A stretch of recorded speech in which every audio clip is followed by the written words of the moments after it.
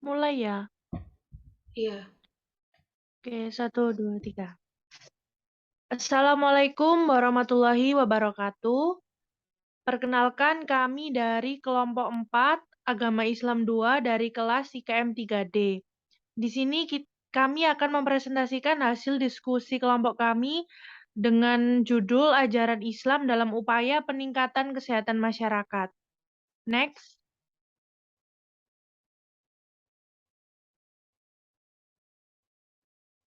Berikut adalah anggota dari kelompok kami, mungkin bisa perkenalan diri terlebih dahulu. Saya Tika Aprilia Permatasari dengan NIM terakhir 100. Saya Saidah Maryam dengan NIM akhir 217. Saya Rayhana Nuzula dengan NIM akhir 218. Saya Fatia Sarah Trisnovian dengan NIM akhir 223. Saya Fatimah Sabarda Munawar dengan NIM akhir 224.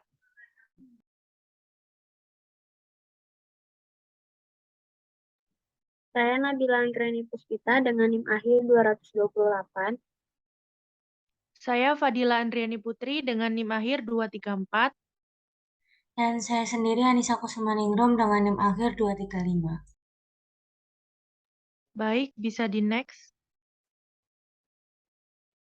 Yang pertama ada bab 1 yakni pendahuluan. Next. Islam mempunyai satu konsep yang dinamik tentang kesehatan yaitu siha dan afia. Siha yaitu keadaan jasmani yang memungkinkan seluruh anggota tubuh berfungsi dengan baik. Sementara afia ialah suatu keadaan yang lebih afdol yang dampaknya menjangkau kebahagiaan manusia di dunia dan di akhirat. Kata siha dan afia tidak disebutkan dalam Al-Quran, namun seringkali disebut dalam hadis dan doa-doa. Kesehatan merupakan hal yang sangat penting bagi kehidupan manusia. Sehat merupakan nikmat Allah Subhanahu wa Ta'ala yang paling berharga dalam kehidupan ini. Setiap orang mendambakan kesehatan, baik sehat secara jasmani maupun rohani. Karena apabila manusia sedang sakit, maka akan sangat berpengaruh pada kehidupannya. Nah, selain sehat, merasakan sakit juga membuat manusia tidak produktif lagi, merasa kurang percaya diri.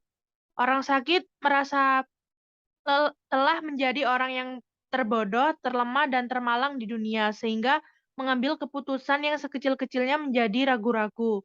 Sebagian besar, orang yang sedang sakit akan mengalami timbulnya goncangan mental dan jiwanya karena penyakit yang dideritanya. Pasien yang mengalami kondisi tersebut akan memerlukan bantuan motivasi yang dapat menimbulkan rasa optimis dan selalu sabar dalam menghadapi cobaan dari Allah Subhanahu wa Ta'ala.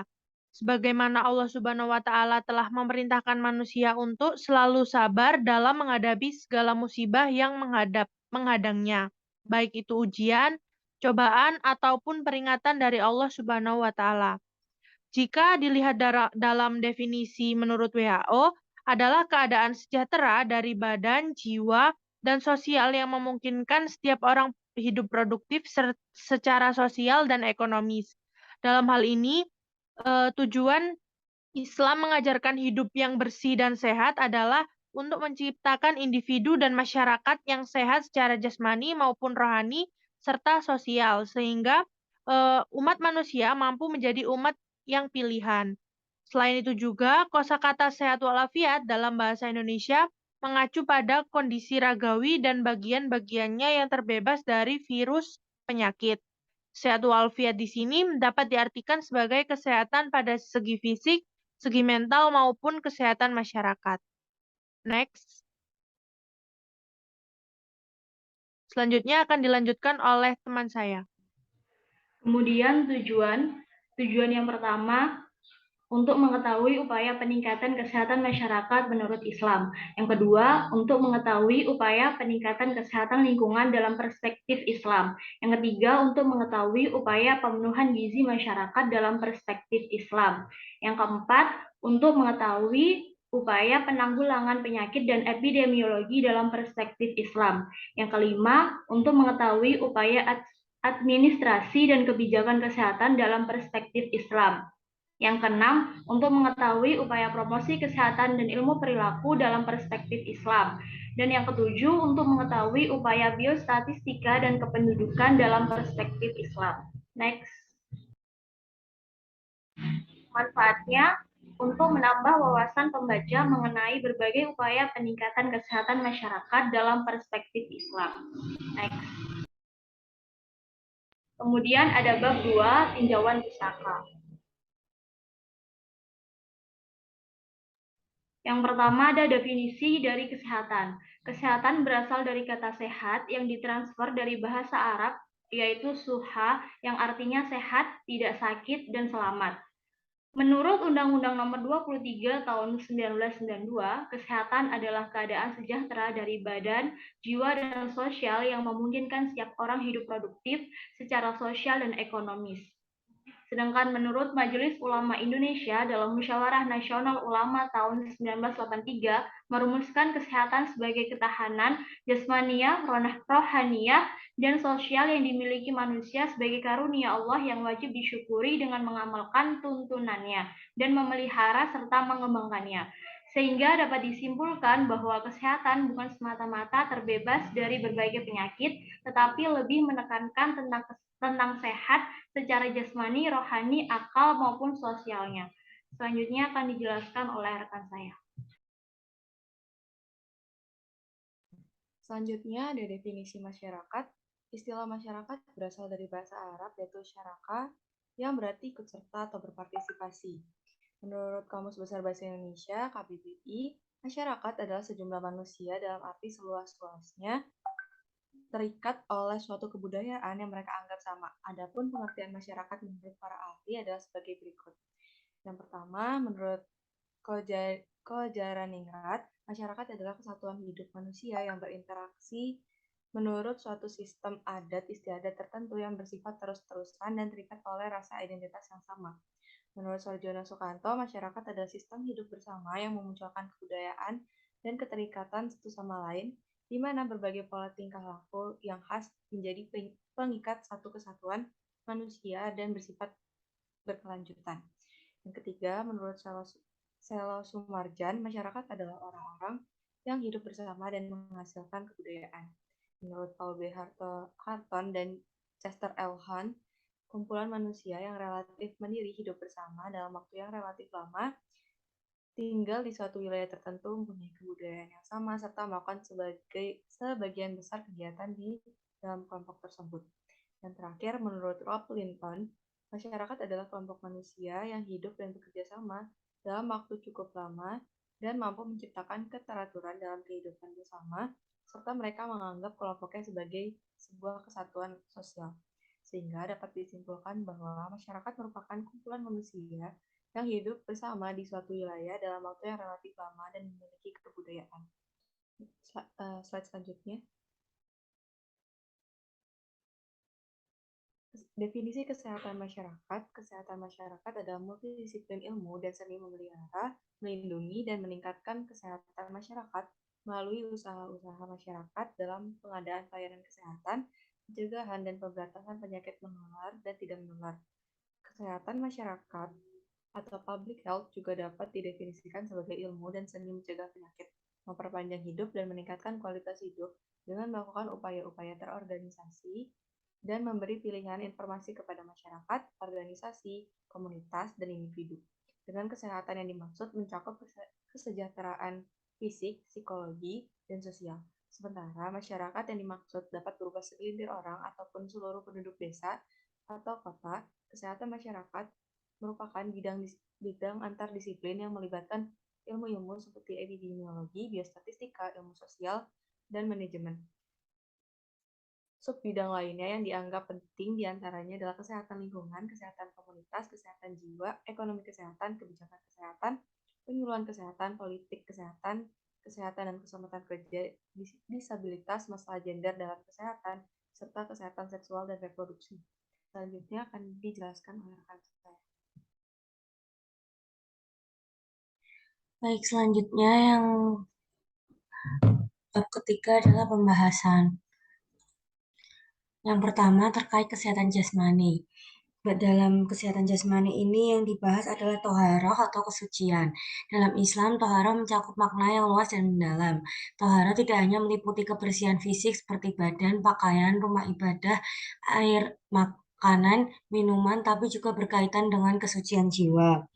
Salah satu Al-Quran yang membahas tentang toharoh yaitu surat Al-Maidah ayat 6 yang memiliki arti, wahai orang-orang yang beriman, apabila kamu hendak melaksanakan sholat, maka basuhlah wajahmu dan tanganmu sampai ke siku, dan sapulah kepalamu dan basuh kedua kakimu sampai kedua mata kaki.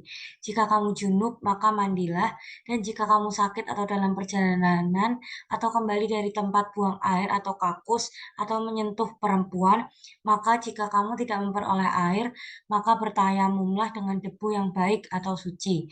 Usaplah wajahmu dan tanganmu dengan debu itu. Allah tidak ingin menyulitkan kamu, tetapi Dia hendak membersihkan kamu dan menyempurnakan nikmat-Nya bagimu agar kamu bersyukur. Yang kedua yaitu terkait epidemiologi. Terkait epidemiologi yang pertama yaitu mencegah penyakit tidak menular. Mencegah penyakit tidak menular seperti penyakit DM, hipertensi, dan gout atau asam urat tercantum dalam surat Al-A'raf ayat 31 yang berbunyi, Ya bani Adama khususi natakum inda kulli masjidil wa kulu washirabu wala tusrifu innahu la yuhibbul musrifin. Yang artinya adalah, wahai anak cucu Adam, pakailah pakaianmu yang bagus pada setiap memasuki masjid, makan dan minumlah, dan janganlah berlebih-lebihan. Sesungguhnya Allah tidak menyukai orang yang berlebih-lebihan. Maksud dari ayat ini adalah Islam mengharuskan pemeluknya menjaga penampilan dan kebersihan. Apalagi pada setiap pertemuan. Inilah cara-cara yang ditetapkan ilmu kesehatan atau higien. Adapun sikap tidak berlebih-lebihan, ilmu pengetahuan modern telah menetapkan bahwa tubuh tidak menyerap semua makanan yang masuk, tetapi hanya mengambil secukupnya, kemudian berusaha membuang yang tersisa lebih dari kebutuhan. Di samping itu, lambung dan alat-alat pencernaan lainnya akan terforsir dan mengalami gangguan. Dengan begitu, seseorang akan menderita penyakit tertentu yang berhubungan dengan alat-alat pencernaan tersebut. Di antara bentuk sikap berlebih-lebihan, mengkonsumsi suatu zat makanan tertentu dalam jumlah besar melebihi zat-zat lain yang juga diperlukan, seperti mengonsumsi lemak dengan kadar yang mengalahkan albumin yang dibutuhkan tubuh. Di samping itu, ayat ini menganjurkan kita untuk makan yang baik-baik agar badan sehat dan kuat bekerja. Demikian pula sikap berlebih-lebihan dalam mengonsumsi makanan dapat menyebabkan kelebihan berat badan. Tubuh menjadi terforsir dan mudah terkena tekanan darah tinggi, gula, dan kejang jantung atau angina pectoris. Selanjutnya akan dijelaskan oleh teman saya. Terkait epidemiologi yang kedua, yakni mencegah penyebaran wabah.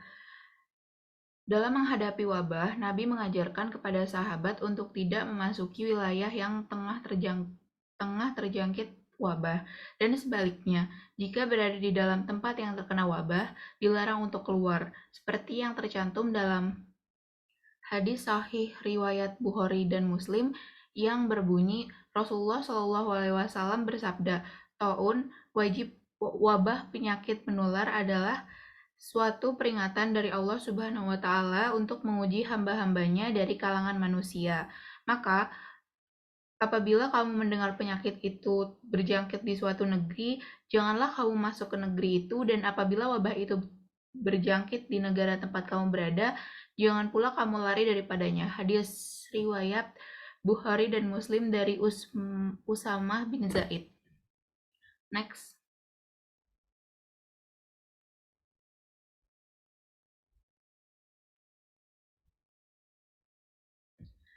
Selanjutnya terkait gizi. Yang pertama ada kualitas makanan. Sebagai umat muslim, kita diwajibkan untuk mengkonsumsi makanan yang halalan thayyiban atau halal dan baik, dan menghindari makanan yang diharamkan. Halal memiliki arti yang diperbolehkan menurut syariat Islam, ya, sedangkan thayyiban adalah makanan yang tidak mengandung zat berbahaya dan bisa mendatangkan dan menjamin kesehatan. Adapun makanan dan minuman yang diharamkan dalam Islam tercantum dalam surat Al-Maidah ayat 3 yang memiliki arti diharamkan bagimu memakan bangkai, darah, daging babi, atau daging hewan yang disembelih atas nama selain Allah, yang tercekik, yang terpukul, yang jatuh, dan yang ditanduk dan diterkam binatang buas, kecuali yang sempat kamu menyembelihnya, dan diharamkan bagimu yang disembelih untuk berhala. Dan diharamkan juga mengundi nasib dengan anak panah. Mengundi nasib dengan anak panah itu adalah kefasikan. Pada hari ini, orang-orang kafir telah putus asa untuk mengalahkan agamamu. Sebab itu, janganlah kamu takut kepada mereka dan takutlah kepadaku. Pada hari ini telah kusempurnakan untuk kamu agamamu dan telah kucukupkan kepadamu nikmatku. Dan telah kuridhoi Islam itu jadi agama bagimu. Maka barang siapa yang terpaksa karena kelaparan tanpa sengaja berbuat dosa, sesungguhnya Allah Maha Pengampun lagi Maha Penyayang. Next.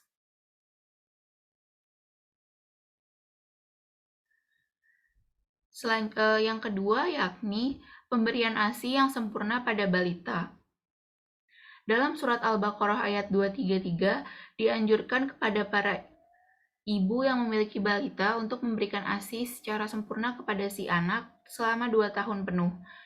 Adapun arti lengkap ayat tersebut adalah para ibu hendaklah menyusukan anak-anaknya selama 2 tahun penuh, yaitu bagi yang ingin menyempurnakan penyusuan, dan kewajiban ayah memberikan makan dan pakaian kepada para ibu dengan cara ma'ruf. Seseorang tidak dibebani melainkan menurut kadar kesanggupannya. Janganlah seorang ibu menderita kesengsaraan karena anaknya dan seorang ayah karena anaknya, dan waris pun berkewajiban demikian. Apabila keduanya ingin menyapih sebelum 2 tahun, dengan kerelaan keduanya dan permusyawaratan, maka tidak ada dosa atas keduanya. Dan jika kamu ingin anakmu disusukan oleh orang lain, maka tidak ada dosa bagimu. Apabila kamu memberikan pembayaran menurut yang patut. Bertakwalah kamu kepada Allah dan ketahuilah bahwa Allah Maha melihat apa yang kamu kerjakan. Hal tersebut mengandung hikmah bagi kesehatan si anak sekaligus untuk mengembangkan anak-anak yang sehat, membina generasi muda yang kuat, dan mengembangkan sumber daya manusia yang berkualitas. ASI merupakan makanan yang terbaik bagi bayi karena di dalamnya mengandung semua zat gizi yang diperlukan bayi serta mengandung zat kekebalan yang melindungi bayi dari berbagai kuman penyakit.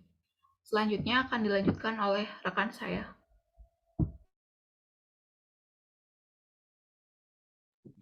Untuk selanjutnya yaitu terkait administrasi dan kebijakan kesehatan. Di sini kami menuliskan kebijakan dan keputusan yang benar administrasi dan kebijakan kesehatan dalam perspektif Islam.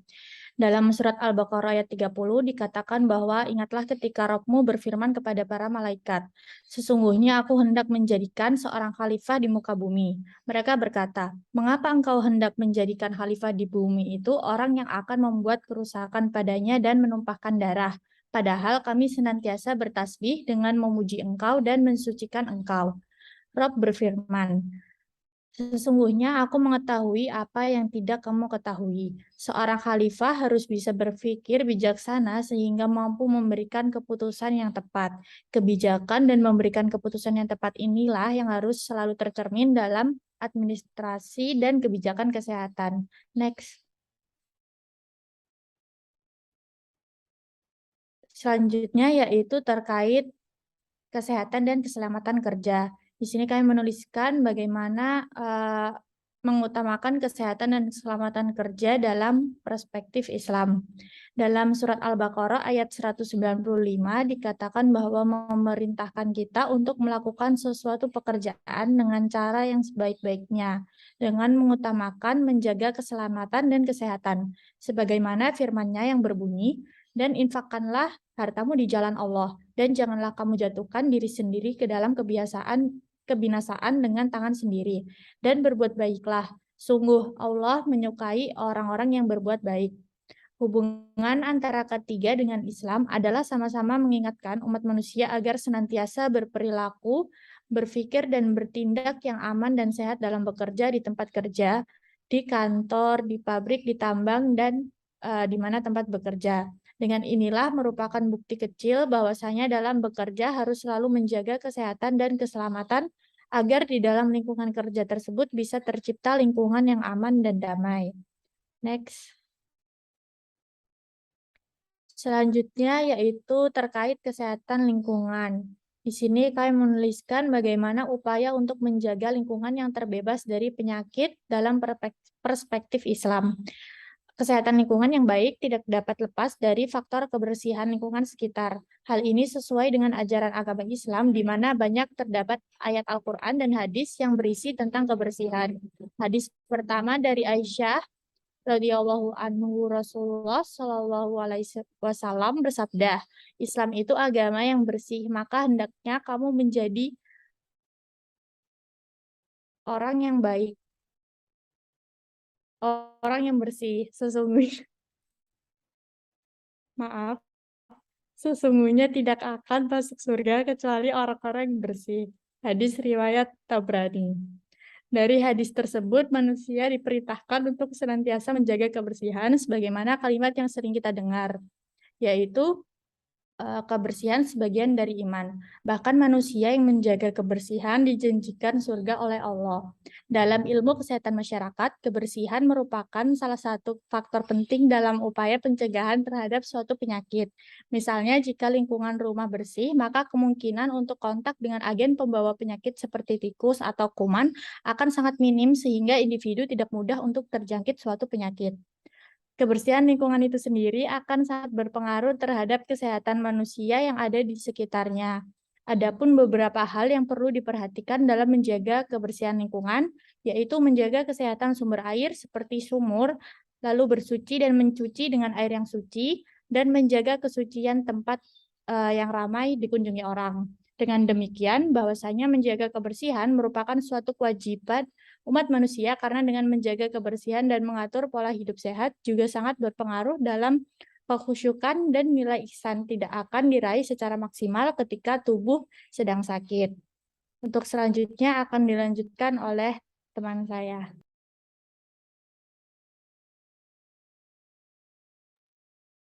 Untuk yang selanjutnya yaitu terkait promosi kesehatan dan ilmu perilaku. Dalam upaya meningkatkan kualitas kesehatan melalui promosi kesehatan dalam perspektif Islam. Perilaku tidak sehat di sini bisa dicontohkan dengan merokok. Dalam pandangan Islam bahwa segala tindakan atau perilaku yang membahayakan dirinya maupun orang lain itu sangat dilarang. Salah satunya yaitu merokok. Sangat jelas diketahui bersama bahwa merokok dapat membahayakan diri sendiri maupun orang lain.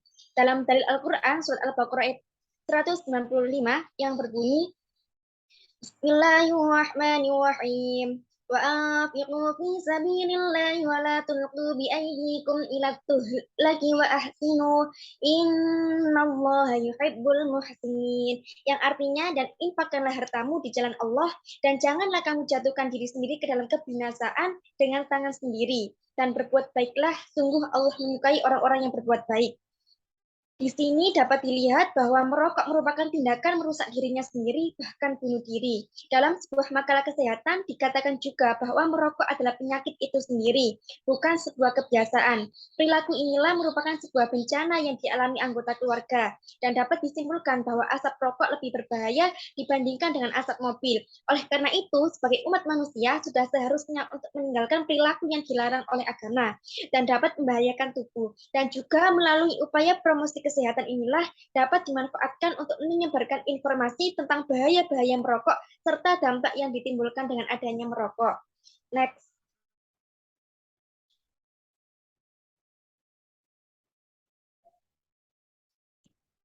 Terkait biostatistika dan kependudukan, upaya dalam meningkatkan kesehatan masyarakat dalam biostatistika dan kependudukan. Ajaran Islam yang berhubungan dengan upaya peningkatan kesehatan masyarakat dalam bidang biostatistika dan kependudukan, khususnya dalam hal kesehatan reproduksi. Kesehatan reproduksi merupakan hal yang sangat penting untuk dijaga. Kesehatan reproduksi bagi perempuan sangat berkaitan dengan berfungsinya alat-alat reproduksinya pada masa praproduksi atau remaja, ketika produksi, hamil dan menyusui, dan pasca reproduksi menopause. Menjaga kehormatan atau menjaga alat-alat reproduksi itu merupakan sebuah tolak ukur kesolehan sebagai umat manusia. Hal ini terkandung dalam surah Al-Ahzab ayat 35 yang berbunyi, Bismillahirrahmanirrahim. Innal muslimina wal muslimati wal mu'minina wal mu'minati wal qanitina wal qanitat والقانتين والقانتات والصادقين والصادقات والصابرين والصابرات والصابرات والخاشعين والخاشعات والمتصدقين والمتصدقات والمتصدقين والمتصدقات والصائمين والصائمات والصائمين والصائمات والحافظين فروجهم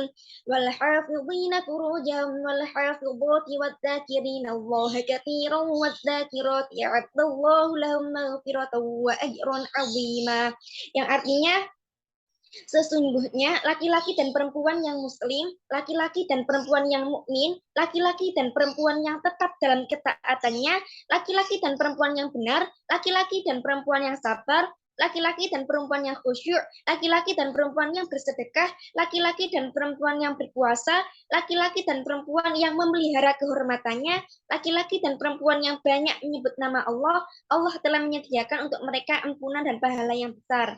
Dalam Islam, sudah diajarkan terdapat 7 cara dalam menjaga kesehatan reproduksi, yakni dengan menjaga kebersihan, larangan berhalwat, menikah, menyusui, melakukan hubungan seksual dengan persetujuan pasangan, larangan berganti-ganti pasangan, dan menggunakan alat kontrasepsi. Sehingga di sini dapat dilihat bahwa upaya menjaga kesehatan reproduksi sangat dianjurkan sesuai dengan perspektif Islam yang ada agar terhindar dari segala jenis penyakit. Selanjutnya akan dilanjutkan oleh teman saya.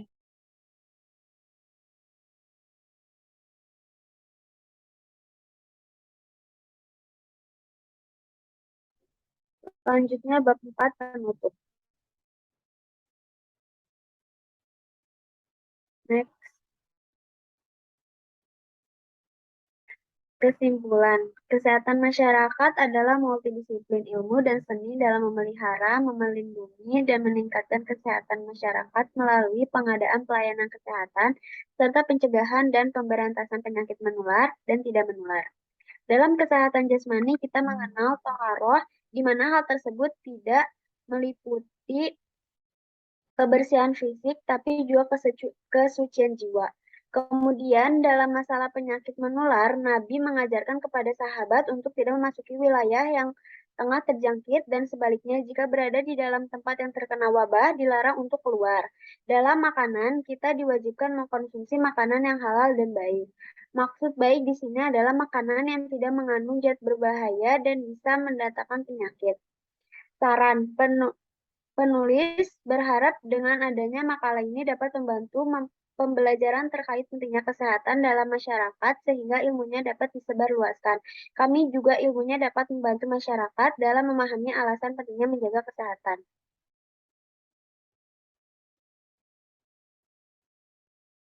Daftar pustaka kelompok kami. Sekian dari kelompok kami, kurang lebihnya mohon maaf. Wassalamualaikum warahmatullahi wabarakatuh.